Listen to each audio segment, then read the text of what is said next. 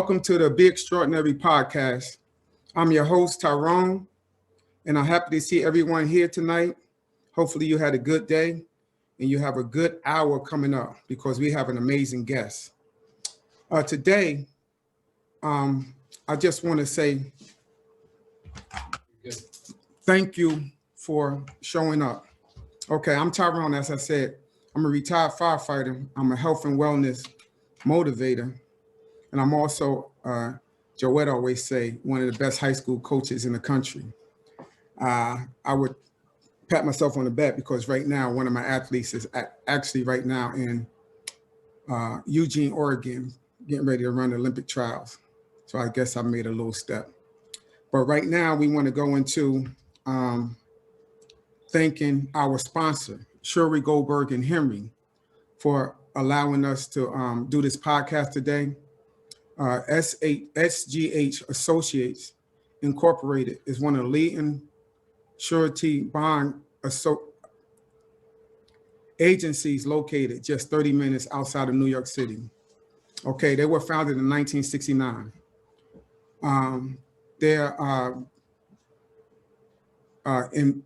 Whether you are an emerging contractor or one of the business for many years, they can tell a bond program for you, especially for your needs.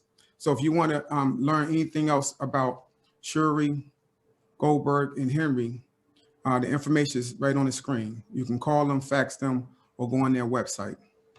So right now, we're going. I would like to introduce you to the most amazing athlete ever, who's usually my co-host. She's not here right now because she's in Eugene, Oregon. I'm gonna show you her bio first, and then we'll go into a short video of one of her races. I think it's 1996. Okay, so right now, everybody take a moment and just read her bio for a few moments.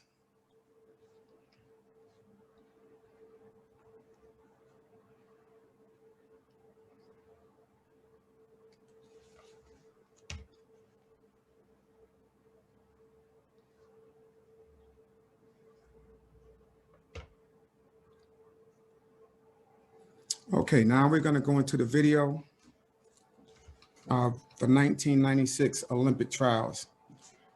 It's right where she is right now in Eugene, Oregon. Joetta Clark, a great veteran, age 29, a great entrepreneur as well, has several businesses, does motivational speaking. But she gave up all that to move down to Gainesville, Florida. Her brother is her coach. J.J. Clark used to run for Villanova. Joetta, originally from South Orange, New Jersey, University of Tennessee, and now Gainesville, Florida.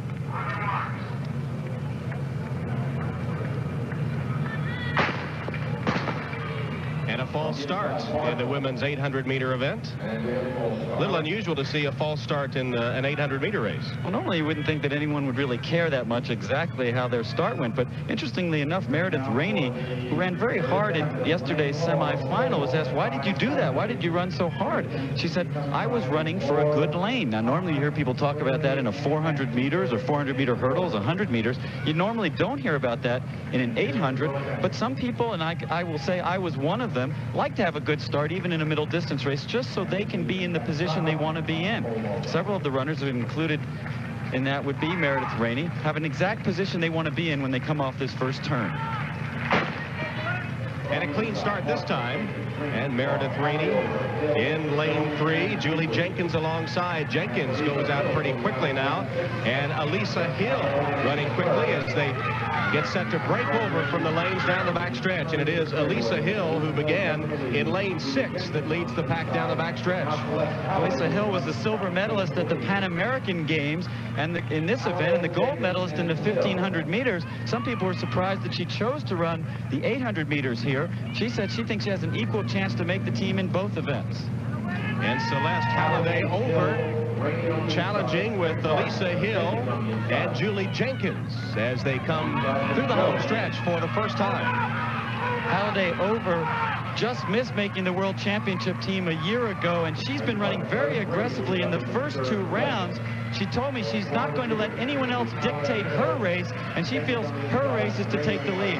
58 seconds at the 400 meters. That's a good clip. Celeste Holliday-Over leading the race with Elisa Hill there, Julie Jenkins, and Meredith Rainey. It's still Celeste Holliday-Over in front. Elisa Hill trying to hold second with Julie Jenkins coming up. Meredith Rainey is also in there. She is now trying to hold off Joetta Clark in the all-black uniform as they approach the turn for the home stretch. Meredith Rainey, number 100, often gets into tactical trouble in races, but she has an outstanding finishing kick. Her coach, Guy Cottrell, said she's faster than she's ever been and ready to sprint down the home stretch. Holliday-Over still in front. Meredith Rainey is taken second. Julie Jenkins is third. And coming up in the black is Joetta Clark. Four across the track down the home stretch. Joetta Clark on the outside now takes command. Julie Jenkins on the inside, and Meredith Rainey is there as well. Coming for the finish. And it will be Joetta Clark with that big closing kick. Came up on the outside with Julie Jenkins and Meredith Rainey. That was a great race, baby. Outstanding. I like the way that she positions herself, and she does a lot of that. Even now, we'll be able to meet Joetta, start watching the race and telling me who's going to win. Okay, right now, I'd like to bring in my friend, my co-host, the amazing Joetta Clark. Hello, it's a pleasure to be here. Well, I'm here in Eugene, Oregon. I'm not there in the studio with you, Tyrone, but we're going to have a fantastic show. And unfortunately, I can't be there, but fortunately, I'm in Eugene, Oregon, getting ready to watch Talitha, your athlete, my daughter, running her first Olympic trials. So you sure you didn't mute me before we came on? Because I could not hear anything. Thank you. I am unmuted, so I'm sorry you can't hear me. Okay. How about I can now? hear you now. When I came on, Okay. I didn't hear anything. I couldn't hear people doing anything, so I just did it on the fly. Okay, so Okay. Joetta, this is what we're gonna do. We're gonna do 3 different segments. We're gonna do on your mark, set, and go. They're gonna be 20-minute segments, so you're gonna have 3 different segments, okay? It's gonna be a question and answer period during that segment. So I'm going to start off with you with on your mark. Joetta, how did you get started? Well, that's a good question. I got started running track and field with my father, the late, great Dr. Joe Clark, and my mother, Joetta Clark. And they started me running distance when I was 8 and 9 years old. My father wanted us to, and I say us because I had a brother at that time. My sister's a lot younger, so she wasn't there for the first 15 years of my life. So he wanted me to be able to run a distance, and he thought the distance running would help me with my discipline, being focused and getting stamina, not only for the track, but to be able to have stamina for life. And for all of these years, that's where I stayed in the middle distance world. Now, you said your father got you into running, but what else did you do besides you running? You know, what other sports did you like before your father? Yes. Wow, that's a great question. I was a dancer for the Alvin Early Dance Company, the junior company. I also played tennis. And you have to remember back in that time, there weren't many sports for women back in the 70s that we could do.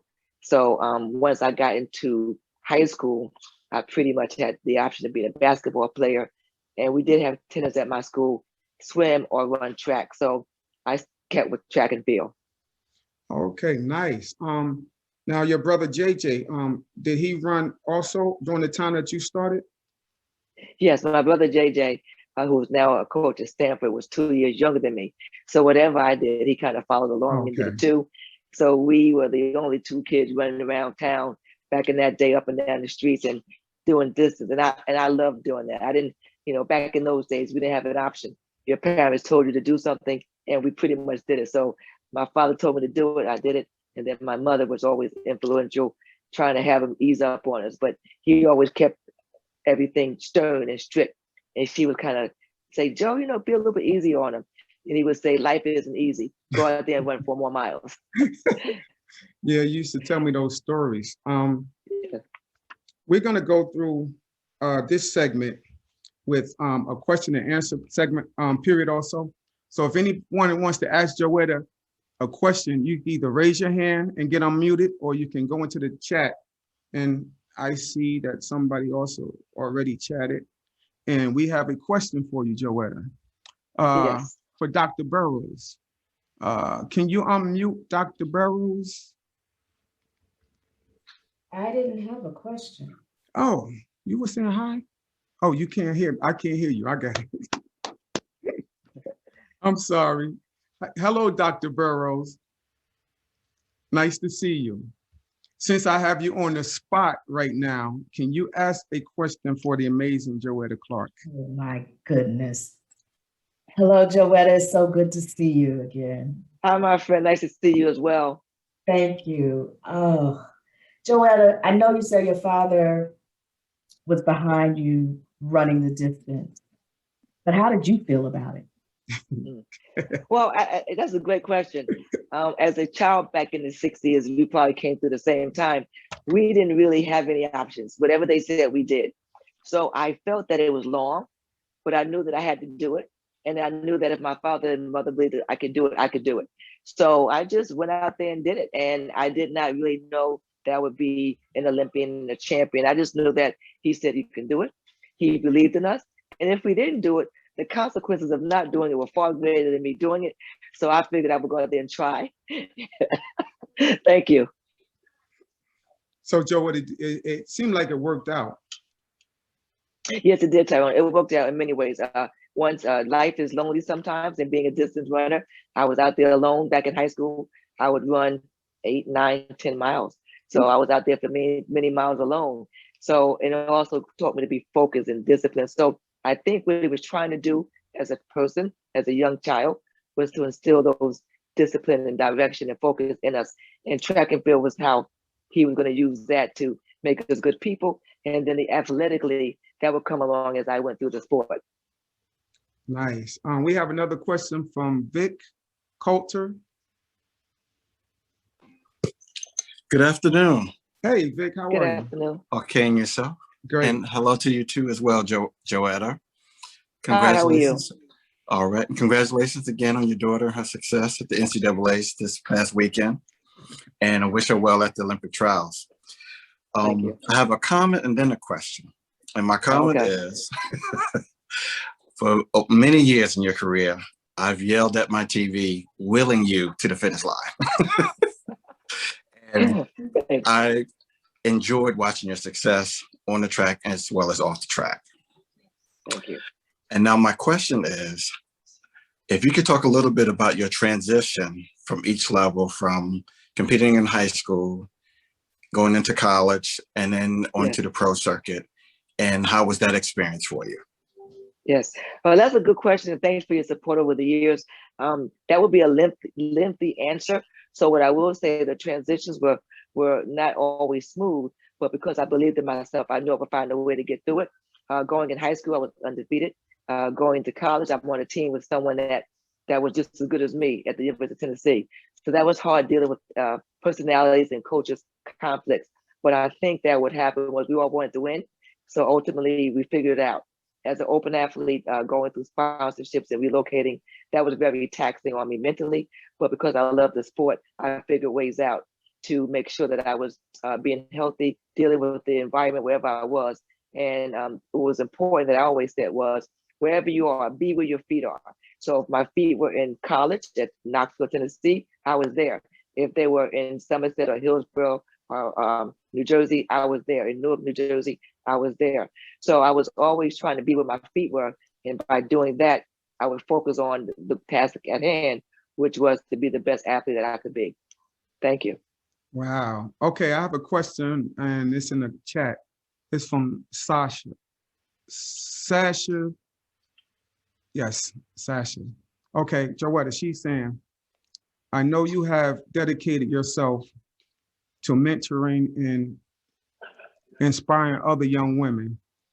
I'm wondering, who are some of your mentors and where? Who did you look up to for inspiration and advice? Wow, Tyrone, you're having a hard time reading that tiny Man, print. those things are So so small. Oh my God. well, with that, thanks for that question, Sasha. My main mentor was my mother. My mother was a beautician and a cosmetologist in the city of Newark. She had her own business, so it was the first time that I saw a woman with their own business, and it was in my household. And so she always told me, Joetta, just because someone hasn't done it doesn't mean that you can't do that. So that was my main inspiration, seeing my mother work, have a thriving business in the city of Newark, and she had a business during the riots in 1967, and she was able to continue for about 50 years in that area. Other people that were mentors of me, well, when I went to the University of Tennessee, it was the first time that I had a women's coach. It was the first time that I saw women in charge. My coach was Terry Crawford, an amazing collegiate coach. Pat Head Summit was there. The athletic director was Gloria Ray at that time, followed by Joan Cronin. And then the sports information director was Debbie Jennings. And all of these women were in charge and they were winning. So I had the opportunity to see women winning in sports. And I thought that that was amazing. So that was kind of how I got my start in thinking of doing something in the field of sports. Thank you for that question. Amazing. You just almost answered a question that I had. And listen to this question, Ms. Joetta. It's almost the same, but I want to know which one did you prefer? It said, I was going to ask you, you had a coach during your college career, female. Did you have a preference at the time between a man and a woman coaching you? Because that's a good question. Yes, Mr. Claypack was my high school coach. My father gave me some coaching tips when I was younger. Mr. Long from the Leaguers was my coach as well. Horace Hooper was my coach at ECPC camp. So I always had men. So having a transition to a women's coach really didn't bother me. I just knew she was good and that she was going to get the most out of me, which she did. Okay. Every week we do a health tip, Jotyme Fitness health tip. And this week, our health tip is going to be on running. So there's a couple of things that you need to do and prepare yourself before you run. And hydration is the key. Drinking fluids is generally will help you to stay healthy. Variety is the spice of life. Combining cardio and weight training is a very effective way to keep healthy. Interval training is what we're going to show a lot of people when our app come out, Jotyme Fitness app, in another month. And that really is be in between, trying to carve your body, get right, and get more energy. And Joetta always says to me, don't procrastinate. Put your health first. A lot of times people, they come up with idea, I'm tired, I work too much, I got to get the kids, don't procrastinate. Come out and, put your body first, put you first. And what is motivating you to get fit? Know your why. So we always say that, know your why. Why do you want to get fit? If it's for health reason, if to lower your numbers, is it to look good before the summertime comes? So those are the things that we're gonna be working on in next month's our fitness app. So Joetta, you did a good job on that, on your mark. You just flew through it, but that's on your mark. A lot of times the racer is not one out of the blocks. So we're gonna go into the set position. Wow. On your mark, now set, okay? Now with set, we're gonna go through your college career. Yes. And how did you decide on which college to attend? Well, I was the #1 high school recruit in the country that time, back in 1980. And I didn't say that. Sports Illustrated told me that. They had a big article on me. Yes. I came out of school with Patrick Ewing, Charles Barkley, and I was the top athlete recruit, male or female. So I decided to go to the University of Tennessee. I visited several schools, and when I was going there, she said, Joetta, if you come here, we will win nationals your freshman year. At that time, men and women were separate. So there were the AIAWs and the NCAAs. And you have to remember back then, we didn't have all the social media, mile split and flow track and the internet. So I had to take her word that these girls were going to come to the school. So luckily for all of us, we all came to Tennessee in 1980, and that's where I chose. I had a wonderful experience down there at that time. All right. Okay, and I have another question for you. Since we're going into you being so extraordinary, that was your college career. Okay. After college, at what point did you decide to go pro? Well, there was a lot that happened while I was in college. At college, I was about 10-time All-American NCAA champion, about 10 times. I think I was a 10-time NCAA champion and about a 16-time All-American. And I ran 201 in college, and I happened to win my last NCAA championships here in Eugene, Oregon. And it's my daughter's first time running the NCAA championship. So that was kind of a blessing and kind of cool to be here for that. And then when I went through college, I did a lot of SEC winning. But at the University of Tennessee, that's where I developed and kind of figured I could go past college. So while I was there, I was trying to not only beat my teammate, who happened to be one of the best in the country, collegiately, Delisa Walton Floyd at that time, but I also was trying to be the best in the world. So when I got out of college in 1985, the opportunity from Nike was for me to get a contract to try and run some pro track and field, which was really hard, Tyrone, at that time, because I was running 2 minutes 1:58, but the top times in the world were running 1:54, 1:55, because the Eastern Bloc countries were still there. If you remember, the wall didn't fall down until 1989 in Germany. So communism and everything. So it was really tough for me to do that transition. But because I believed in myself and I loved the sport, I hung in there. Congratulations. Okay, let me see. We have a question in the chat room. I need your glasses, Joe, because these little questions for. Okay, let me see. We have Stacy. What advice have you or did you give to your daughter going into her first Olympic trials? Well, that's funny. I really didn't give her any advice, Tracy. I think when it comes to advice, Tyrone, Stacy. Oh, Stacy, Yes. I think coming to advice, I have been kicked off to the advice low with my daughter because Tyrone does that. Her college coach would give us some advice, so I don't do that. But I did say something, and I only have about 10 seconds to say it. So what I said was, just keep doing what you did in college. And if you run like that, you'll be fine. So that's all I got. Thanks for asking that question. So you actually have a title when it came to Team Talitha. What is it? My title was the implementer. I was not able to do any coaching. I could only implement. So I'd get hotel rooms and do things like that, get plane tickets, and then make sure she was entered into competitions. But I think that I was prepared for that role. Being an Olympic athlete and being at my level, she wasn't listening to me. So I had to get out of her way for her to grow. So thanks for asking that question. Okay, can you just give us a little insight about the Olympic Village when you first arrived?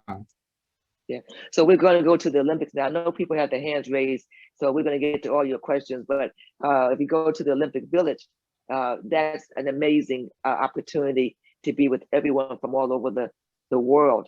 I made 4 Olympic teams, and each village is different. But the one thing that's consistent is that each country has their own home, their own area. So the United States had our own area, so that was kind of cool. And the Olympic Village is like a town. We have a mayor, there's a library, there's a music room, there's a bowling alley. There are several restaurants, and there are several cafeterias. And so there are buses in there. So it's really kind of cool. It's just its own community. And so when we leave the village, they take down that fence that surrounds us, and it becomes a town. So people have the opportunity to buy those different apartment buildings and townhouses that the athletes stayed in. Wow. Okay, we have a question from Leslie Clark. Hi, Tyrone. How are you? You're doing a great job. Ms. Clark, thank you. Good, good. Okay, Joetta. Miss Extraordinary here on the other side of the table. First, let me congratulate you on being number 9 of the 99 most favorable athletes in the state of New Jersey, the Garden State, my state. I applaud you and Talitha in her NCAA championship achievement. But my question is, Joetta, how difficult has it been, if it have been, with you and Talitha having conversations about you being such a hard act to follow, and perhaps maybe people seeing her as the daughter of Joetta, and the same maybe expectations or doing things the way you did them, and her being herself. How difficult has that been? Well, that's a good question to ask, Leslie. I think it may have been difficult for her initially, but I have to say, in life, you have to embrace who you are. So I embraced who I was as an athlete. I half miler, middle distance runner. So she had to embrace who she was. So even though I wanted her to run distance because that's what my father wanted her to do and wanted us to do, but she went in another direction, and Tyrone helped me to be able to see that she was more of a sprint-based athlete at this time in her life. So I think that because we let her do what she wanted to do, every time we wanted her to move up, she ran faster in the sprint. So we kept her there. So I think also being a parent and putting on that hat, I just want her to enjoy the experience and be the best that she can be. She's very tenacious and she's very focused. She's a great athlete, a great student. And so I said, study your sport and do it your way. And that's what she's been able to do. So every now and again, we go back at it because I see some things that I think that she should implement. And she will say, you are the implementer, not the coach. And so that's the end of the conversation. Okay, Joetta, we're going to go through a little game right now. Okay. I'm going to ask you, I'm going to go through some of the names that you either competed with or knew back in your running days. And you just give me a little synopsis of them. Okay. The first one. Okay, here we go. Is Dr. Lillian Green Chamberlain. Oh, wow. Dr. Lillian Green Chamberlain. She happened to be one of my mentors, but she was an amazing athlete back in the 60s. And she was one of the first athletes, Americans, to go across the Iron Curtain. She ran the 400 meters way before they even allowed women to run. So she was a trailblazer. All right. Okay. We're going with Madeline Manning Mims, Triple M. Well, another one of my mentors, she won silver in the Olympics, and it was the first time that they had that event in the Olympic Games.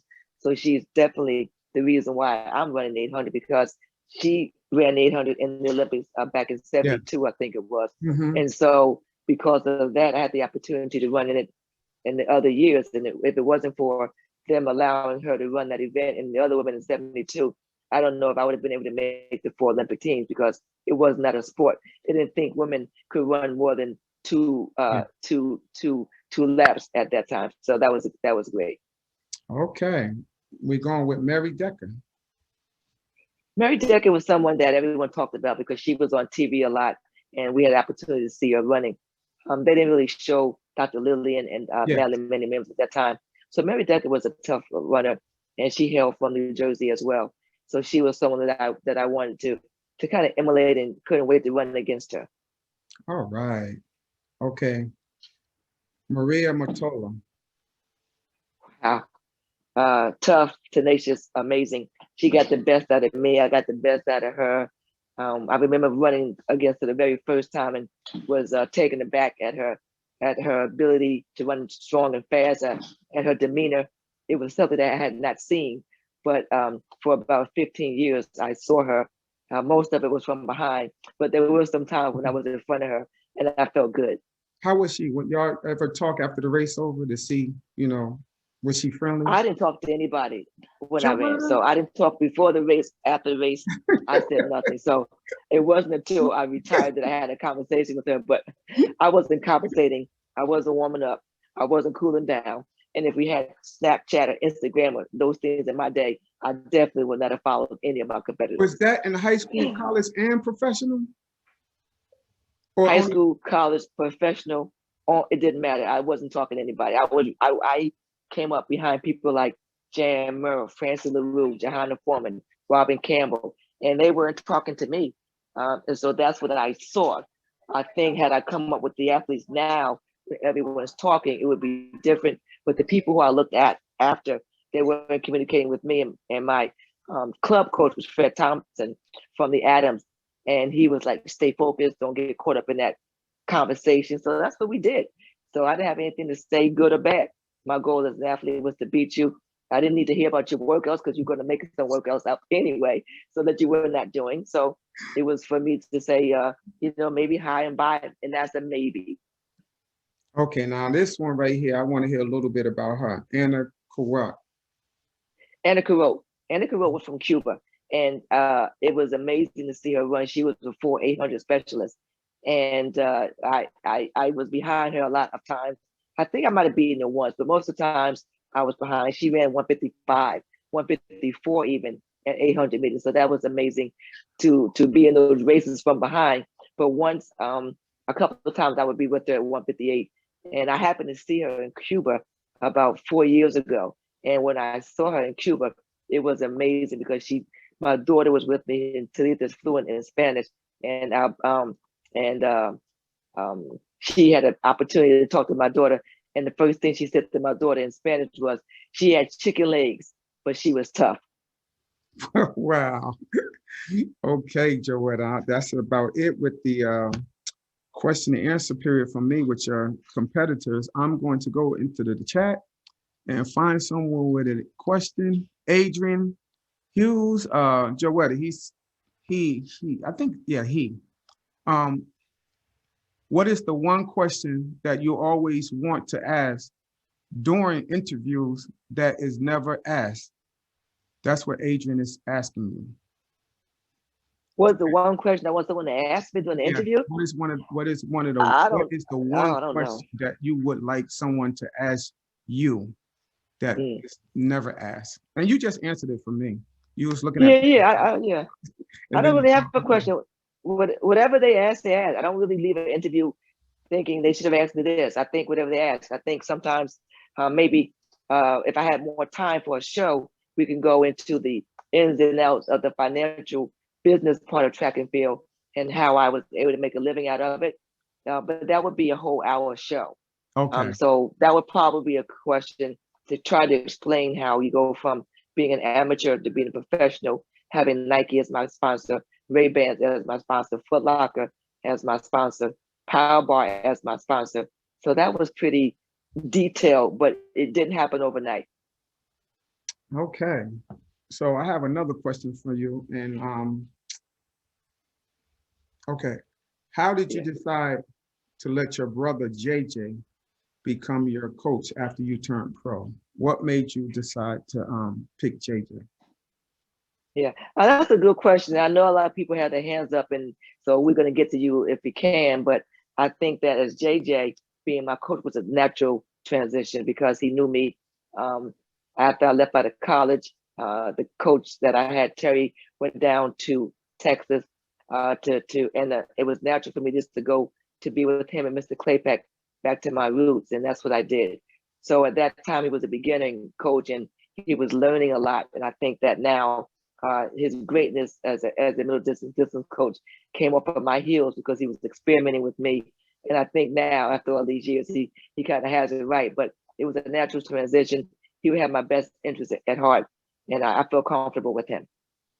Okay, I see Emin, hand is up for a question.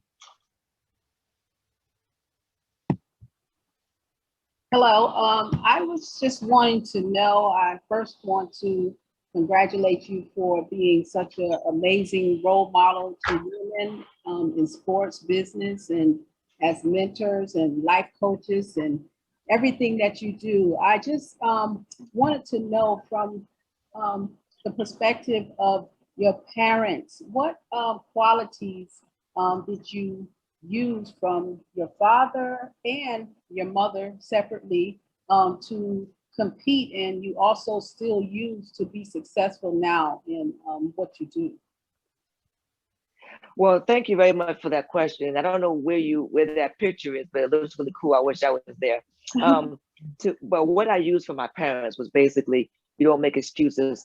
My father, as you know, is no nonsense, but my mother also, she was one of those parents that said, if you start something, you finish it.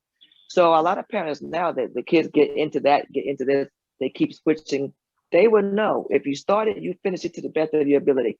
So that was it. And then another thing that I learned from both of my parents was that to be patient. You're not going to get what you want all the time, but you be patient and remember who you're doing it for. You're doing it for yourself and God. So when you have those tough moments, kind of reflect on that and why you're doing it. And then the other thing that my mother would tell me, she would say, you know, Joetta, you are a star. And she said, and when you are a star, you're up in the clouds. And while you're up in the clouds, you see eagles up in the clouds. So just remember that you are a star and you fly with the eagles. And so when I was having those moments of questioning who I am and could I do this? Could I beat that person? Could I get that contract? Is that a good agent for me? She was like, you are an eagle. So, you know, you don't hang out with the chickens and the eagles. If you're going to be with someone, go with the company, go with the agent. They got to be an eagle too. So who's ever up there flying with you, that's who you go with. So thank you. Wow, that was an amazing question and answer. Okay, Ms. Joetta, we're going into our next segment, which is the goal segment. Wow. You're about to bring it home. That's I told you. You've been retired for over 20 years. What new endeavors have you been doing? Oh, wow. 20 years of retirement. It doesn't seem like it's been that long. 21. And 21, okay. It doesn't seem like it's been that long. I'm out here in Eugene, Oregon, and I see a lot of collegiate coaches, a lot of agents that still say, it looks like you can still run. And I tell them I can still run, but I won't go as fast and as far as I used to go. And I'm now running in a different path. And some of those paths, as you know, we have the Jotyme Fitness app, which is coming out. And that's an app that was developed because we found out that women and businesswomen and businessmen and people just don't have 2 and 3, 4 hours to train a day, but you do have 20 minutes. So at Jotyme Fitness, we want to meet you where you are. So for those 20 minutes, you come on in and you do ab, cardio, rope, glutes. These are some of the things that you do with the app. So that's really a passion of mine and Tyrone as well. Another thing that I do is the Joetta body splash and body perfume. I have the body splash, the body scrub, the body lotion, and it's after me, Joetta, one name. People say, Joetta, what is this one name thing? Well, you have Prince, you got Madonna, you got Oprah, now you got Joetta. So if you want to buy the product and find more about the product, you can go to the website, which you see on the screen, or just type my name up and it comes up. So that's really good. And then my track and field camp. We are still, after 20 years, doing the track and field camp, which is a passion of mine. This camp will be in Saucon Valley High School in Pennsylvania, July 6th through the 9th. We take kids 7 through 18.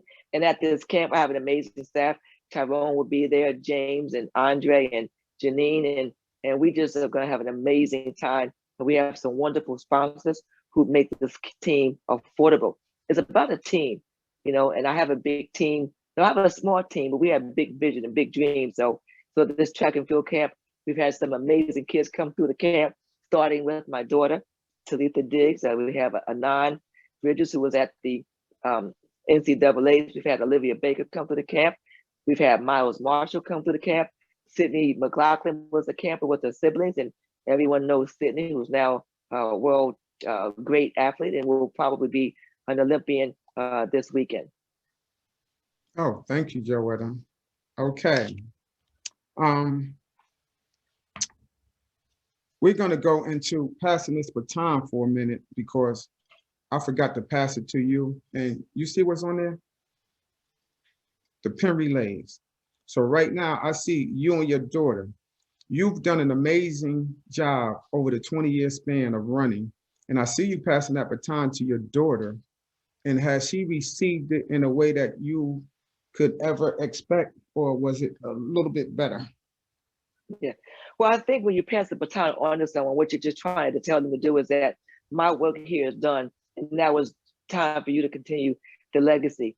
And in her case, her legacy is in the sprints, the 2 and the 4. My legacy was the middle distance, but I think that she has taken the baton and she has exceeded expectations, especially since she's only 18 years old. 18. And then in my career as an athlete, I look at, you know, the baton that was given to me came in from the likes of Madeline Manny Mims and Mary Decker. And when I was running, I was a tough and tenacious runner. People would say, God, here she comes, there she goes. One thing about me, and everyone would tell you, if you thought you were going to have an easy day that day, that was not the case. When I showed up, you knew that you had to bring your A game because I brought my A game. And I think that was something that I did in sports, and I'm doing it in this stage now, being in business. I always bring my A game.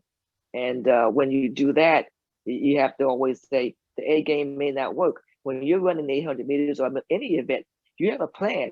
But if that plan doesn't work, you have to be able to change directions and to become able to make the changes in your race strategy. So in life, my strategy changes.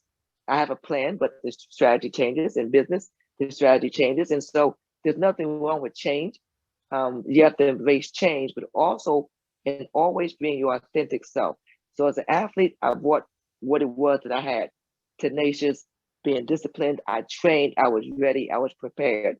So those are some of the things that I brought as an athlete. And in business, I bring those same things. Wow. Okay, Joetta, I have a question for Gerald in the chat. And she says, when will you have another extravaganza event? Well, I did about 11 sports extravaganzas, and that was a place where we had Olympians and athletes from all walks of life come, and people would come to this event. It was a black tie extravaganza. I'm not sure I'm going to have another one. I have many sponsors who want to be part of that, so we're going to work on that. And speaking of Gerald is my sister-in-law, and she was part of Team Clark with my sister Hazel, my brother Jay, and myself. And as you know, we went 1, 2, 3 in the Olympic trials back in 2000. And people say, how were you able to run with your sister-in-law and your sister and your brother? At that time in my career, I was the weakest link. I had just had a car accident I had to recover from. I was 37 years old, and I was watching them do workouts, and it was just like, wow, these people are really ready. But my brother had the audacity to put his wife into my event because Gerald was an acclaimed runner in the 400 meters. She got gold medals in that in the relays. And so it was really tough for me to adjust having her come into my event. And then to add insult to injury, Gerald went on and got the American record the second time she ran that event. And I was upset. I would love to tell you that I wasn't. I was upset. And I wasn't upset that she had gotten it. I was more upset that I did not get it. But in life, I said, you know what Gerald is doing is let's see what I can do. And I started running PRs. I started being a rabbit for the different 800 meters. And to be honest with you, I made more money running and stopping than I did running and finishing the races. So having Gerald part of Team Clark and me buy into her being there ultimately helped me be a better athlete. Yeah, y'all were bad back then. The girls, that Clark family.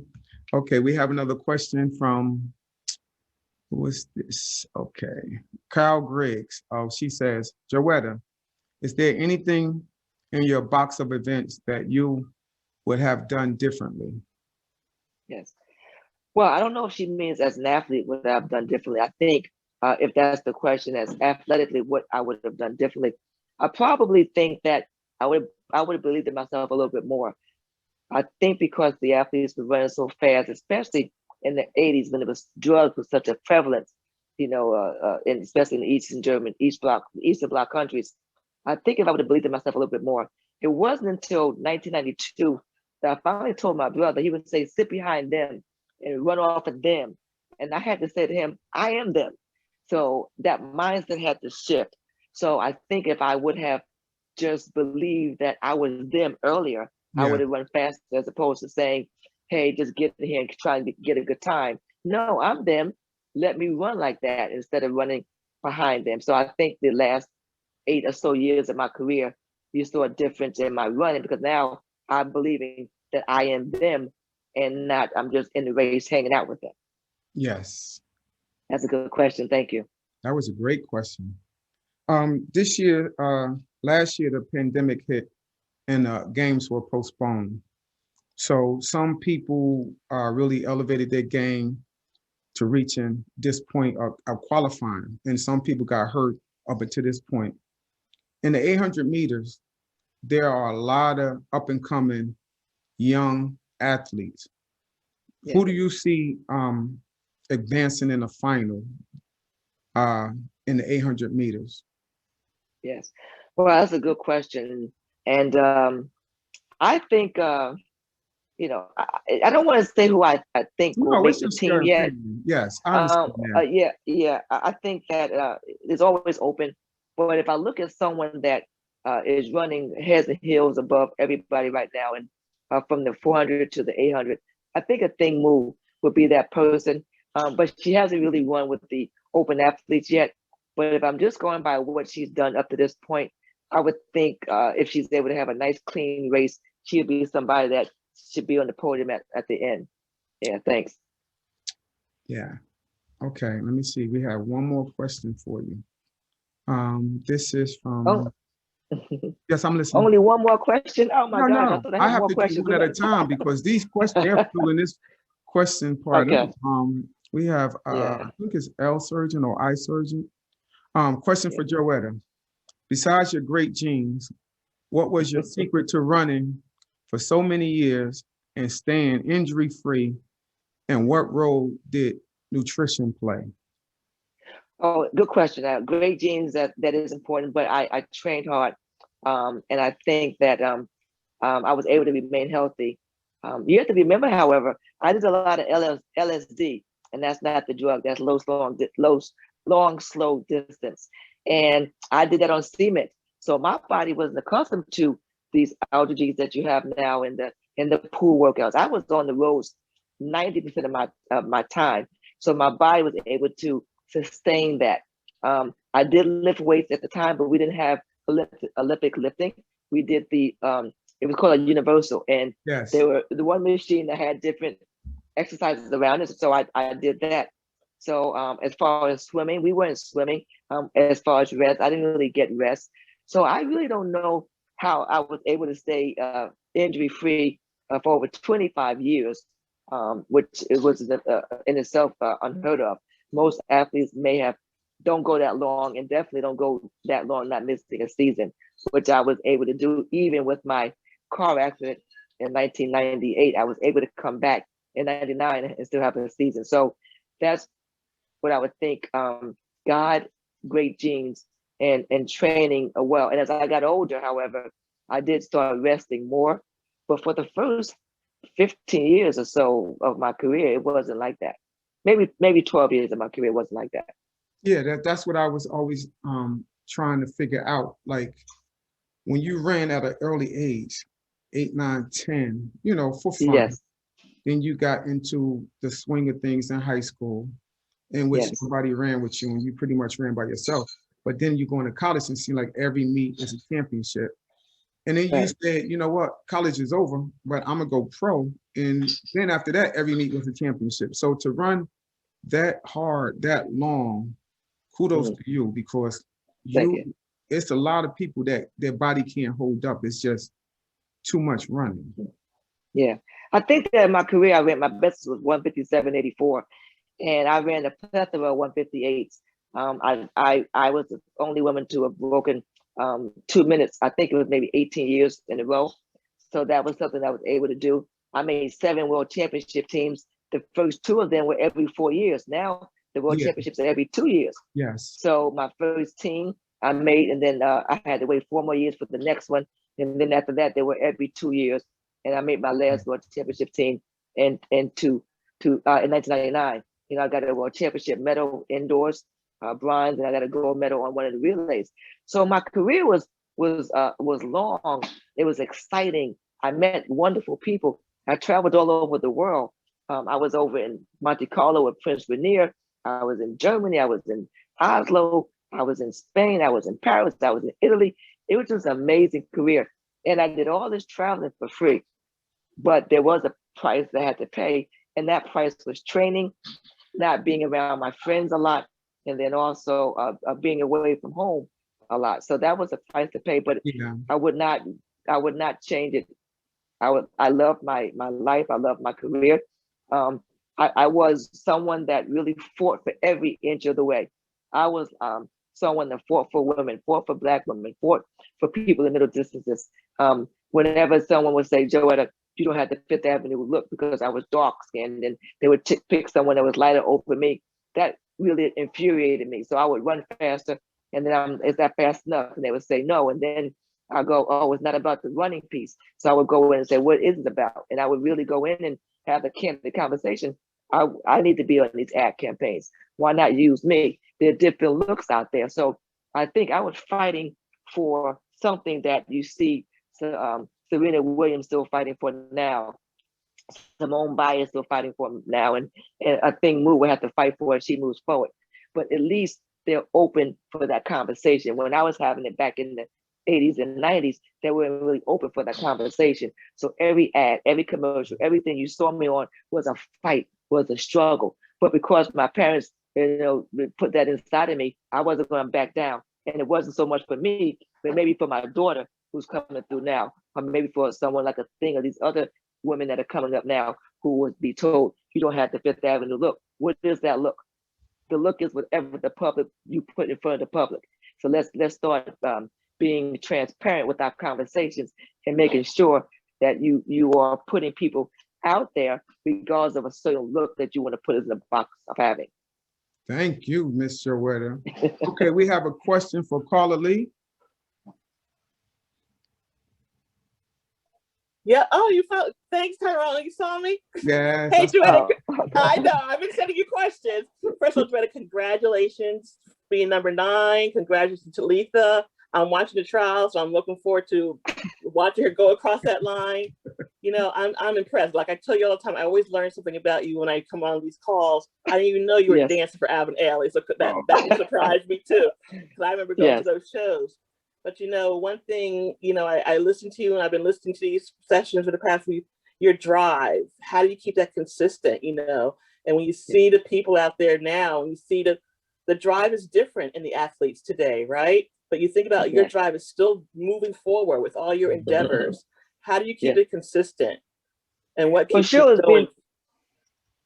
Sheila's being really humble. Sheila's being very humble. She's been around me for a long time, and my father as well.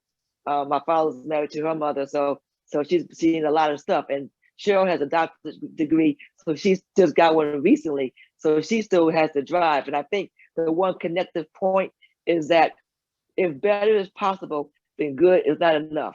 And we heard that from my father, who always says that. So that's the drive. That's that little bug that's still in the back of my mind that I hear, even though he's not here on earth. That's been imbued in my spirit, in my heart, and in my mind. If better is possible, then good is not enough. And so that's how I live my life. Wow, that's amazing. Joetta, you've been an inspiration to so many young females in all sports. And I remember at times we would go to the pin relays. She would fly back in, go to the pin relays, call me on the phone, Ty, what section you in? I'm in this section. I'm sitting there. Some athletes don't have enough to stay the next day. Joetta pay for the hotel room. Some athletes don't have money to get on the bus to go to the pin relay. She'll write a check for them. We go places and, she'll say, stop right here for a minute and go out and do a good gesture. But she's always been like that. Me and Joetta, we connected in 1987. I was graduating from Lincoln University and I still wanted to run a little bit. So she's on the track and I said to her, what are you doing today? She said, I want to do a 600. I said, well, how fast you want to run a 600? She said about a 126. And I'm looking at her like, 126, that's like a 158, 800 meters at practice. But she was that type of person. So we're at Columbia High School track, which is our old alma mater. I said, you ready? I got my stopwatch, which was on my wrist. I'm in lane 2, she's in 1. We come to that first 458, and she's not even breathing. I'm going, hold up. She's really going to run a 126. We get back on the other side. I stop the watch, and it's 126. Now, I can run a 152 at practice anytime. She's still jogging after the 120. And I'm going in my mind, I'm a little tired because I'm trying to act like I ain't, no pump. But when she was done, that was the year of the World Championships. And I tell you, she was so fluent in just her tempo, her pace, her breathing. And from that point on, every single year, when Joetta went to an Olympics, a World Championship, indoor mirror rolls, Madison Square Garden, I'm on the phone 10 minutes before she ran, or she'll call me and say, I'm about to run and blah, blah, blah. From that point, 1987 to now. So thank you, Joetta, for at least seeing me, about to pass out on the track because you want to make the world championships back in 1987. That's a true story. Thank you for sharing that. And I think that having training partners, it was really hard to have women to train with. So I, picked up Tyrone. Andre Bridget was another person that I picked up. Kevin Brooks was someone that I had to run distance with, my brother, from time to time. But I think that what it all says is that it takes a village, and you have to have the right people on your team. And some people come in for reasons, and people come for seasons. So Tyrone has been here for seasons and reasons. Kevin Brooks has been around. I've had, at Tennessee, a lot of my friends in college are still there now. Sharifa, Benita, Delisa, Kathy, it's just so many people, so many great relationships. I have people that I competed against that I didn't say one word to when I was running. Now my best friends, Debbie Marshall, Debbie Grant, she's a constant force in my life. Rose Monday. These are people that I competed against. Sasha Spencer, who is here with me in Eugene, Oregon. She ran after me, but she ran 800 and we didn't, say much to each other.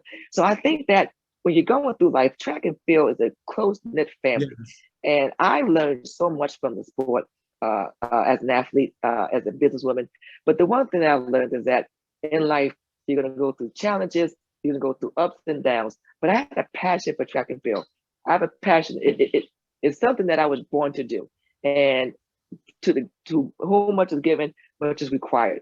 So I got a lot from track and field, and I give a lot back. And as Tyrone said, we give out scholarships. That I see someone at a track meet that's struggling, trying to get some money together. I go over to them, write a check to them. I talk to the kids. I do this because I want to. Do not put my name on your webpage. Do not make publicity about it. It's not about that. It's about helping out someone else. So that's where I am in my life right now, just trying to help out the youth, help out people.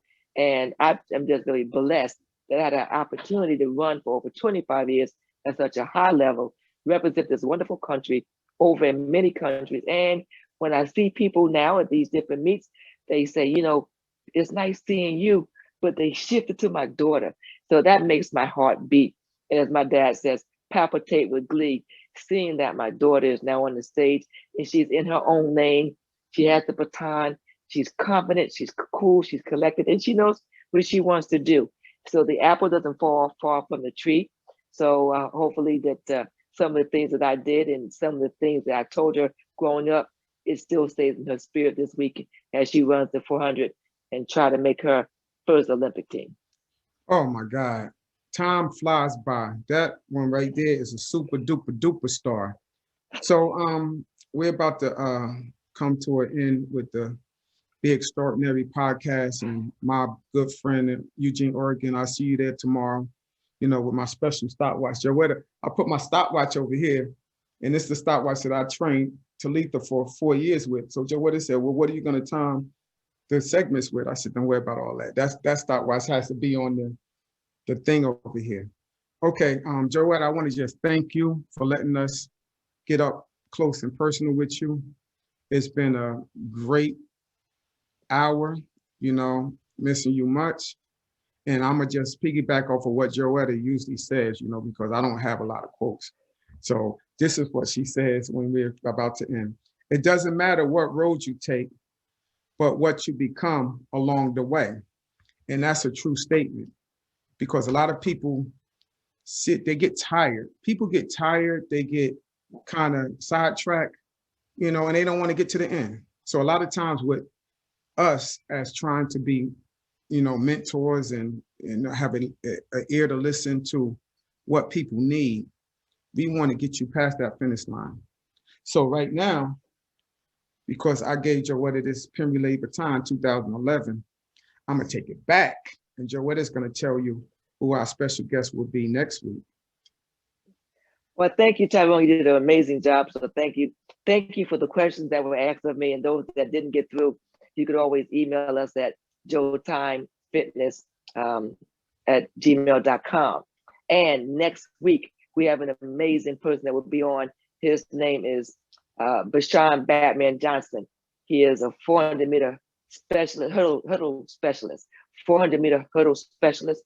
he will be here at the Olympic trials, and we will do our show from here next week. And please tune in to hear him and talk to him and to get his input on the sport as well. So thank you. Actually we will see Rashawn Batman down at Eugene. You know, he has an amazing daughter also. She's one of the fastest in the country. So thank you, Joetta. Thank you everyone for joining this podcast. I enjoyed you. It's been a fun hour. And Joetta, just keep it going. Because I can't say anything about, you don't slow down. A lot of times I tell Joetta, it's like she's right now in Eugene and she goes, well, I'm up all night. I'm doing this and that. I said, go to sleep. She can't do it because Talitha right now is on her mind, and I understand that. So thank you, everyone. Yes. We'll see you next week. Same bat time, same bat channel. Thank you. Thank you. See you next week.